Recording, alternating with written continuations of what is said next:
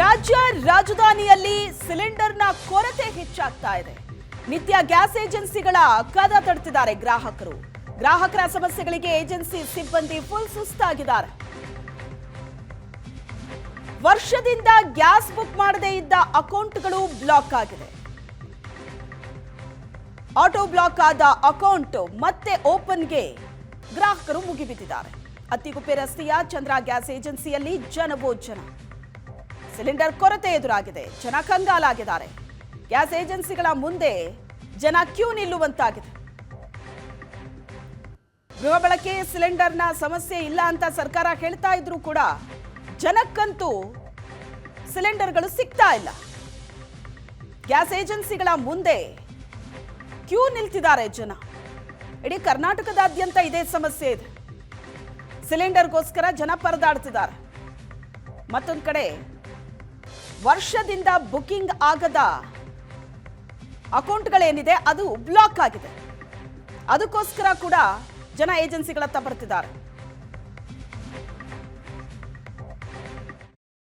ಪಕ್ಕದ ಮನೆಯಲ್ಲಿ ನಾನು ತಗೊಂಡು ಅವ್ರ ಹತ್ರ ನಾನು ಅರ್ಧ ಸಿಲಿಂಡರ್ ಇತ್ತು. ಅವ್ರು ಅರ್ಧ ಸಿಲಿಂಡರ್ ನಮಗೆ ಕೊಟ್ಟಿರೋದು. ಅದೇ ಸಿಲಿಂಡರ್ ನಾನು ಯೂಸ್ ಮಾತಾಡ್ತಾ ಇದ್ದೀನಿ. ಒಂದು ವರ್ಷ ನಾನು ತಗೊಂಡೇ ಇಲ್ಲ ಸಿಲಿಂಡರ್. ಇದು ಅದೇ ಪ್ರಾಬ್ಲಮ್ ಇದೆ. ಸಿಲಿಂಡರ್ ನಮ್ಮದು ಮನೆಯಲ್ಲಿ ಸಿಲಿಂಡರ್ ಇಲ್ಲ. ಆಫೀಸ್ ಹತ್ರ ಈಗ ಬಂದಿದ್ದೀನಿ. ಅದು ನೋಡಿಲ್ಲ ನಾನು.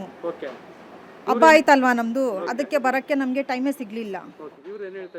ಈಗ ಬಂದಿದ್ದೀನಿ. ಏನು ಹೇಳ್ತಾರೆ ಗೊತ್ತಿಲ್ಲ ನಮ್ಗೆ. ಅದು ಏನು ಆಕ್ಟಿವೇಟ್ ಮಾಡಬೇಕು, ಏನು ರನ್ನಿಂಗ್ ಇದೆ ಏನು ಅಥವಾ ಇವ್ರ ಹತ್ರನೇ ನಾನು ಕೇಳಿಸ್ಬೇಕು. ಕೇಳಿಸಿದ್ರೆ ಏನು ಹೇಳ್ತಾರೆ ಗೊತ್ತಾಗಲ್ಲ. ಇಲ್ಲ ಪಕ್ಕದ ಮನೆಯಲ್ಲಿ ನಾನು ಎತ್ಕೊಂಡು ಅದೇ ಅಡುಗೆ ಮಾಡ್ತಾ ಇದ್ದೀನಿ. ನಮ್ಮ ಓನರ್ ಹತ್ರನೇ ಇಸ್ಕೊಂಡು ನಾನು. ಅದು ಸರ್ಕಾರದಿಂದ ಏನು ಮಾಡಿದ್ದಾರೆ ಅಂದರೆ, ನೀವು 3 ತಿಂಗಳು ಅಥವಾ 6 ತಿಂಗಳು ನೀವು ತೊಗೊಂಡಿಲ್ಲ ಅಂದರೆ ನಿಮ್ಗೆ ಅಗತ್ಯ ಇಲ್ಲ ಅನ್ನೋ ಥರ ಅದು.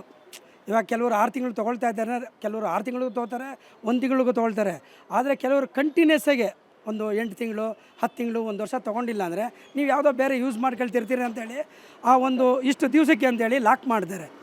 ಅಂಥವ್ರದಕ್ಕೆ ಮಾತ್ರ ನಾವು ಪರ್ಮಿಷನ್ ತೊಗೊಂಡು ಅವ್ರದ್ದು EKYC ಮಾಡಿ ಪರ್ಮಿಷನ್ ತೊಗೊಂಡು ಅಂಥವ್ರನ್ನ ಲಾಕ್ ಓಪನ್ ಮಾಡಿ ಅಂಥವ್ರಿಗೆ ಸಪ್ಲೈ ಮಾಡ್ತಾಯಿದ್ದೀವಿ.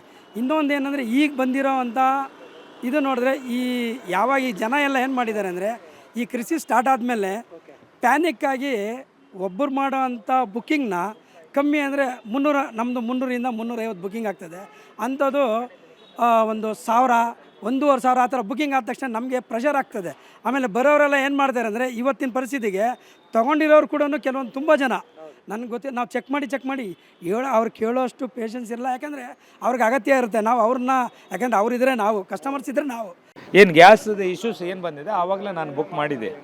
ಇದುವರೆಗೂ ನಾನು ಬರಲಿಲ್ಲ. 17ನೇ ತಾರೀಕು ಆ ನಂಬರ್ ಇದೆ, ಒಂದು ಆನ್ಲೈನ್ ನಂಬರ್ ಇದೆ. ಅದಕ್ಕೆ ಯಾವುದೇ ಕಾರಣಕ್ಕೂ ಅದು ತಗೊಳ್ಳೋದೇ ಇಲ್ಲ, ಕಾಲೇ ತಗೊಳ್ಳೋದಿಲ್ಲ. ಆಮೇಲೆ ಮೊನ್ನೆ 17ನೇ ತಾರೀಕು ನೈಟ್ ತೊಗೊಂಡಿದ್ರು.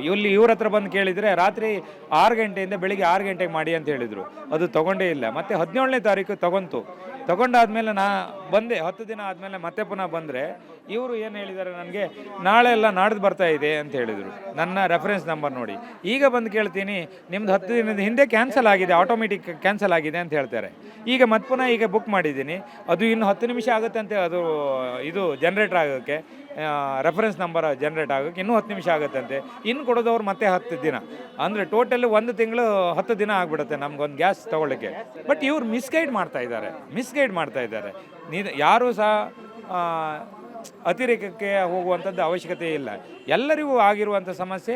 ಆದರೆ ಇವರು ಸರಿಯಾದ ಒಂದು ಮಾರ್ಗದರ್ಶನ ಕೊಡಬೇಕು.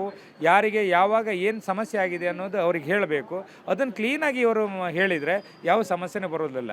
ಎಲ್ರಿಗೂ ಅರ್ಥ ಆಗುತ್ತೆ. ಇವಾಗಿನ ಪರಿಸ್ಥಿತಿ ಎಲ್ರಿಗೂ ಅರ್ಥ ಆಗುತ್ತೆ. ಅರ್ಥ ಮಾಡಿಕೊಂಡು ಇವರು ಸಹ ಯಾರು ಗ್ರಾಹಕರು ಯಾರಿದ್ದಾರೆ ಅವರಿಗೆ ಸ್ಪಂದನೆ ಮಾಡುವಂಥ ಕೆಲಸ ಇವರು ಮಾಡಬೇಕಾಗುತ್ತೆ. ಏನು ಗ್ಯಾಸ್